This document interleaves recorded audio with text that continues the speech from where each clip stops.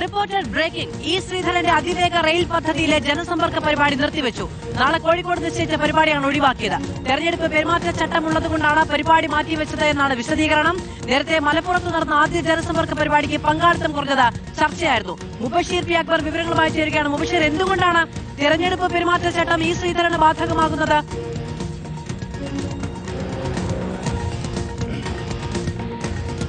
തുടർച്ചയായിട്ട് BJP അധികാരത്തിൽ വന്ന ഈ ഒരു പദ്ധതി നടപ്പിലാക്കുമെന്ന് അദ്ദേഹം പറയുന്നുണ്ട്. സ്വാഭാവികമായിട്ട് രാഷ്ട്രീയപരമായിട്ടുള്ള ഒരു പ്രചാരണമായിട്ട് ഇത് മാറുമെന്ന ഒരു തോന്നലുള്ളത് കൊണ്ടാകാം ഇത് ഒഴിവാക്കിയത് എന്നുള്ളതാണ് മനസ്സിലാക്കാൻ സാധിക്കുന്നത്. അതിവേഗ റെയിൽവേ പദ്ധതി, അതുമായി ബന്ധപ്പെട്ട പ്രഖ്യാപനം ഇപ്പോഴും കേന്ദ്ര സർക്കാരോ കേന്ദ്ര റെയിൽവേ മന്ത്രാലയമോ നടത്താത്തൊരു സാഹചര്യത്തിലായിരുന്നു ഇതുമായി ബന്ധപ്പെട്ട പ്രചാരണ പരിപാടി, ജനസമ്പർക്കം പോലെയുള്ള പരിപാടികളുമായിട്ട് ഇ ശ്രീധരൻ മുന്നോട്ട് പോയിരുന്നത്. കഴിഞ്ഞ ദിവസങ്ങൾക്ക് മുൻപ് മലപ്പുറം നഗരമധ്യത്തിൽ തന്നെ ഒരു ജനസമ്പർക്ക പരിപാടി സംഘടിപ്പിച്ചിരുന്നെങ്കിലും അത് പരാജയപ്പെട്ടിരുന്നു. അതിൽ ആളുകളുടെ പങ്കാളിത്തം താരതമ്യേന വളരെ കുറവായിരുന്നു. 50-ൽ താഴെ ആളുകൾ മാത്രമാണ് പങ്കെടുത്തിരുന്നത്. ജില്ലാ കളക്ടർ ഉൾപ്പെടെയുള്ള ഉദ്യോഗസ്ഥരെ ഒരു പരിപാടിയിലേക്ക് ക്ഷണിച്ചിരുന്നെങ്കിലും അവരാരും പങ്കെടുത്തിരുന്നില്ല.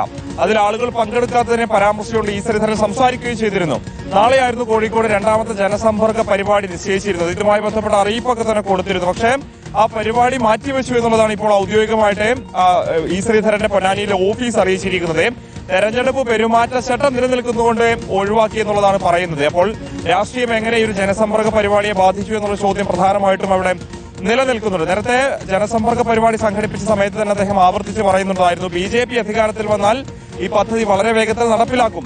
നിലവിലെ സാഹചര്യത്തിൽ നിരവധി പ്രതിസന്ധികൾ നിലനിൽക്കുന്നുണ്ട്. അതിനെ മറികടക്കണമെങ്കിൽ BJP തന്നെ അധികാരത്തിൽ വരണമെന്നുള്ളതായിരുന്നു പറഞ്ഞിരുന്നത്. പക്ഷേ ഒരു തരത്തിലുള്ള പ്രഖ്യാപനവും കേന്ദ്ര സർക്കാരിന്റെ ഭാഗത്തുനിന്നോ ഔദ്യോഗിക വൃത്തങ്ങളിലൊന്നും ഉണ്ടാകാത്ത ഒരു സാഹചര്യത്തിൽ എങ്ങനെ ഇത് നടക്കുമെന്ന ചോദ്യം മുഖ്യമന്ത്രി പിണറായി വിജയൻ ഉൾപ്പെടെയുള്ള ആളുകൾ ചോദിച്ചതാണ്. അതിനൊന്നും തന്നെ കൃത്യമായിട്ടുള്ള മറുപടി പറയാനും ഇ ശ്രീധരന് സാധിച്ചിരുന്നില്ല. അത്തരമൊരു പശ്ചാത്തലത്തിൽ കൂടിയാണ് ജനസമ്പർക്ക പരിപാടി ഇപ്പോൾ പൂർണ്ണമായിട്ടും നിർത്തിവച്ചിരിക്കുന്നത്. ഇപ്പോൾ എങ്ങനെയാണ് ഈ തുടർ പരിപാടികൾ ഉണ്ടാവുക എന്നുള്ളതാണ് നോക്കിക്കാണുന്നത്. വിശേഷം പൊന്നാനിയിൽ ഒരു ഓഫീസൊക്കെ തന്നെ തുറന്ന് പ്രവർത്തനം ആരംഭിച്ചിട്ടുണ്ട്. അതിവേഗ റെയിൽവേ പദ്ധതിയുമായി ബന്ധപ്പെട്ട് അതുമായി ബന്ധപ്പെട്ട രൂപരേഖയൊക്കെ തന്നെ മാസങ്ങൾക്കുള്ളിൽ സമർപ്പിക്കുമെന്നുള്ളതാണ് അദ്ദേഹവും പറഞ്ഞിട്ടുള്ളത്. പക്ഷേ അദ്ദേഹത്തിന്റെ പ്രഖ്യാപനത്തിന് ശേഷം തുടർച്ചയായിട്ട് കേന്ദ്ര റെയിൽവേ മന്ത്രി